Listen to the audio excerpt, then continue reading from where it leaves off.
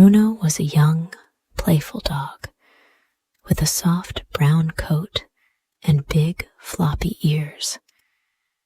He lived in a small village at the edge of a large, peaceful forest. His owner, Mr. Will, was kind to him, always making sure he had food to eat and a warm bed to sleep on. But there was something Bruno longed for. Every day, Mr. Will would leave for the fields to work, and Bruno would be left alone in the yard. He would lie down by the wooden fence, gazing out into the forest, wondering what lay beyond the trees. He could hear the rustling of the leaves and the calls of birds, and it made him curious. The forest was a place he had never been, and it filled him with excitement and wonder. Bruno was a friendly dog, and he loved meeting new people and animals. But in his village, there were no other dogs for him to play with. Sometimes he would chase after the chickens or the cows, but they were not much fun. Bruno wanted a friend to share his adventures with. One afternoon, as he sat by the fence, watching the sun sink behind the trees, Bruno made a decision. He would go into the forest the next day. He didn't know what he would find, but he was sure it would be something exciting. The idea of adventure filled him with joy, and he couldn't wait for the next morning. Deep within the forest, Foxy lived with her mother in a cozy den tucked under the roots of a large oak tree. Foxy was a small, bright-eyed fox with a bushy red tail that shimmered in the sunlight. She was clever and quick, always darting between the trees, chasing after butterflies and insects. She loved exploring the forest and discovering new places to hide or play. But despite her love for the forest, Foxy felt a sense of loneliness.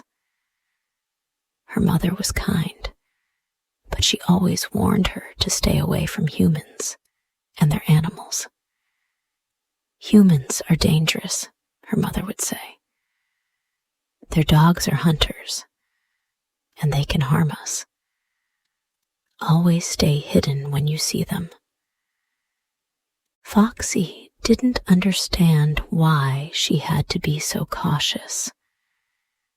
She often wondered what the world outside the forest was like.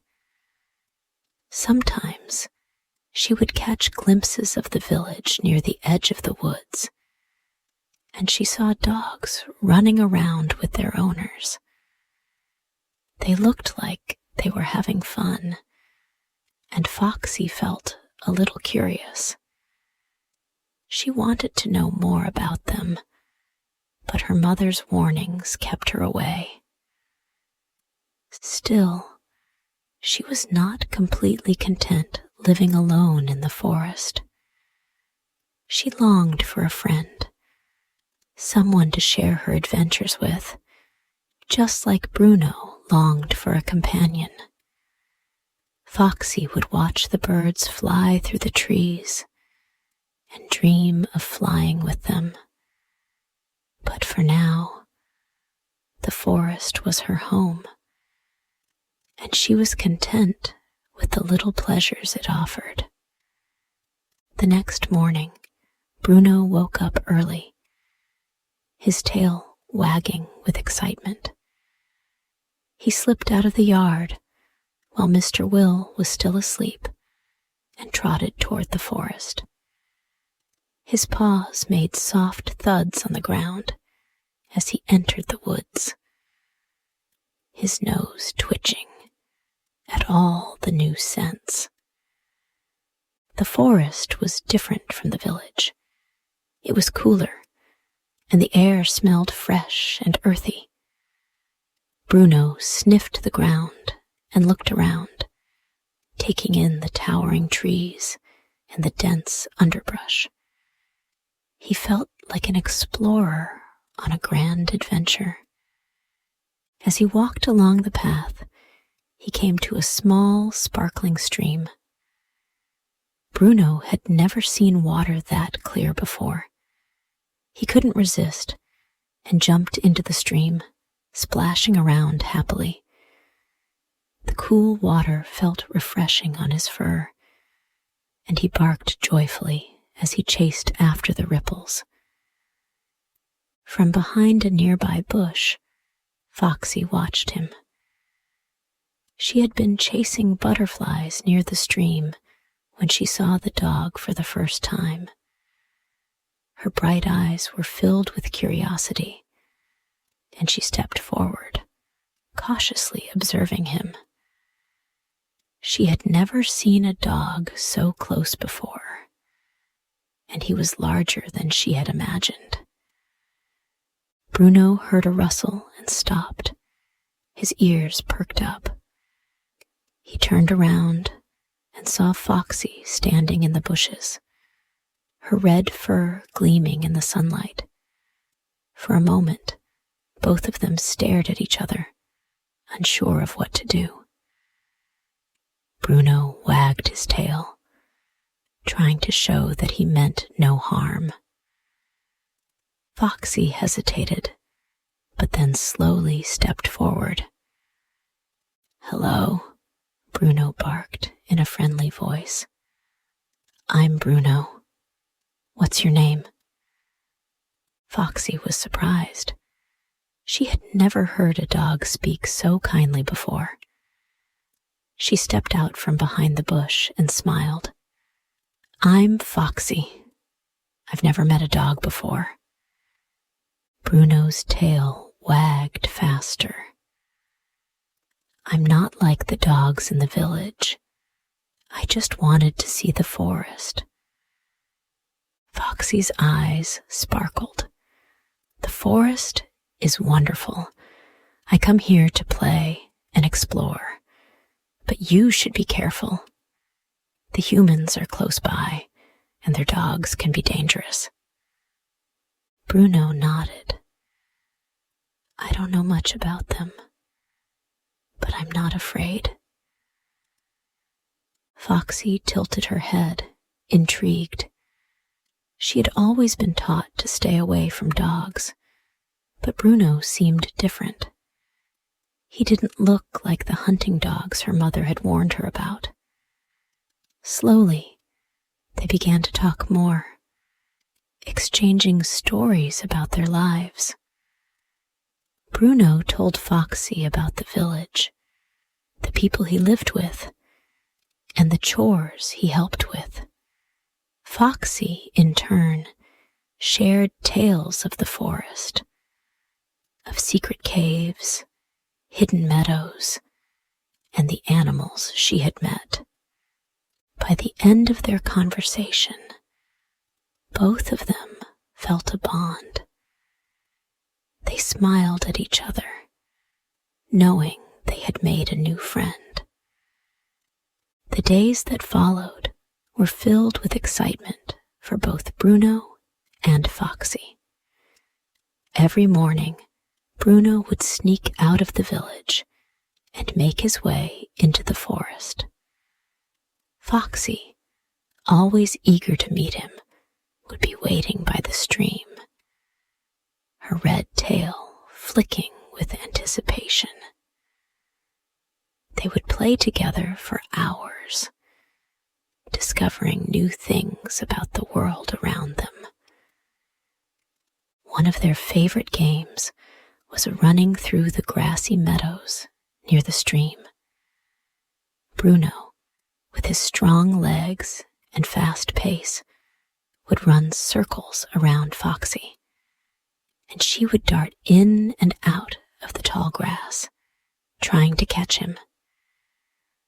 They laughed together, barking and giggling as they raced through the meadow. Foxy was a natural climber, and she quickly showed Bruno how to leap from rock to rock along the stream's edge. Bruno, a bit more cautious, took his time at first, but soon learned to enjoy the challenge. He even tried to climb trees, with Foxy encouraging him from below. "Come on, Bruno, you can do it," she would shout with excitement. Bruno, in turn, taught Foxy how to fetch sticks. He would throw a stick into the water, and Foxy would watch it float, unsure of what to do. But after a few tries, she joined in. She would jump into the stream, paddling with her legs, and bring the stick back to Bruno. They would repeat the game over and over, laughing at each other's playful attempts. By the end of the day, both of them were exhausted, but happy. Bruno's fur was wet from the water, and Foxy's red tail was tangled with leaves. They would sit by the stream, resting and talking about their favorite parts of the day. They were no longer just animals from different worlds. They had become true friends, sharing their joys and learning from each other. But as their friendship grew, so did the worries of their families. Bruno's owner, Mr. Will, began to notice something strange. One evening, as Bruno came back from the forest, Mr. Will sniffed the air and frowned. "What is that smell?" he muttered. "It smells like a fox." Bruno's ears drooped. He had been so caught up in his adventures with Foxy that he hadn't noticed the scent on his fur. Mr. Will rubbed his chin thoughtfully, then shook his head. "You've been in the forest, haven't you, Bruno? I told you not to go there. Foxes are sneaky and can't be trusted. Stay away from them." Bruno didn't understand. Foxy wasn't sneaky. She was kind and playful, and they had been nothing but good friends. But he didn't argue. He just lowered his head and lay down by his bed, his mind full of thoughts about Foxy. Meanwhile, Foxy's mother, a wise and cautious fox, had also caught the scent of something unusual on her daughter.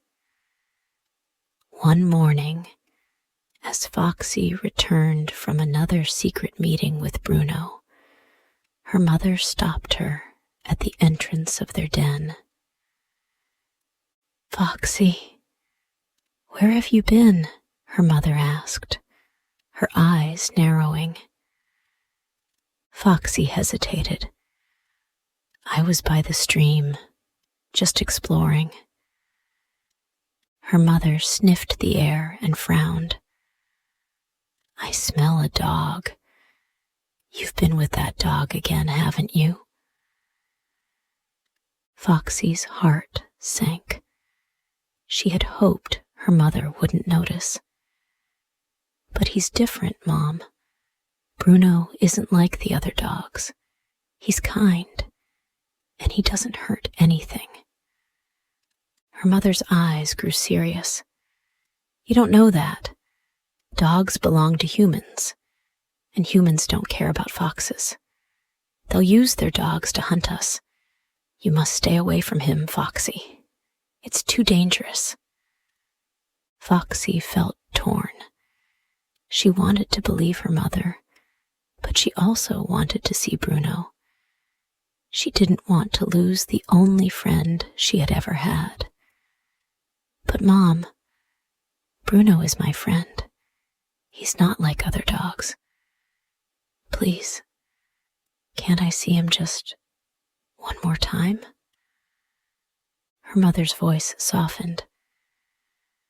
"I can't stop you from doing what you want. But remember, the forest is full of dangers, and humans are the greatest danger of all." Despite the warnings from their families, Bruno and Foxy could not stay away from each other. They continued meeting in secret every day. The forest became their playground, and the stream their meeting place. They spoke about everything: their dreams, their fears, and their hopes for the future. Foxy taught Bruno how to hunt for berries in the underbrush. They would search together, Foxy's keen nose guiding them to the ripest, juiciest berries. Bruno would eat them eagerly, savoring the sweetness of the fruit. In return, Bruno taught Foxy how to fetch sticks with even more speed and grace. They even took turns splashing in the stream, diving beneath the water, and emerging with droplets flying in the air. One day, as they rested under a large oak tree, Foxy looked at Bruno with a thoughtful expression. "Bruno, do you think we could ever be together without worrying about our families?" Bruno's ears drooped a little. "I don't know. I wish things were different, but I don't want to upset Mr. Will. He's always been kind to me." Foxy nodded, understanding. "And my mother worries about me. She says dogs are dangerous, but I don't believe that. You've shown me nothing but kindness." They sat quietly for a while, both lost in their thoughts. It was hard to understand why their families couldn't see what they had, this special bond between them. But deep down, they both knew they couldn't keep meeting forever. They had to be careful. It wasn't long before trouble came. One afternoon, while Bruno and Foxy were playing near the stream, something unexpected happened. Foxy's mother had been following her, concerned about where she had been. As Foxy and Bruno laughed together, her mother appeared from behind a tree, her eyes flashing with anger. "Foxy! What are you doing?" her mother shouted. Foxy froze, startled. Bruno looked up, his tail dropping. He had never seen Foxy's mother before, and he could tell she was upset. "You stay away from that dog," her mother snarled, glaring at Bruno. "Dogs are dangerous. They bring nothing but harm to foxes like us." Bruno took a step back, his ears flat against his head. "I didn't mean any harm. I just want to be friends with Foxy." But Foxy's mother was not listening. "You've been warned, Foxy. Come home with me now." Foxy looked at Bruno, her eyes filled with regret. She didn't want to leave him, but she knew she had no choice. "I'm sorry, Bruno," she whispered. With one last glance at her friend, Foxy turned and ran into the forest, her mother close behind. Bruno stood there for a moment, his heart heavy with sadness. He had never felt so alone.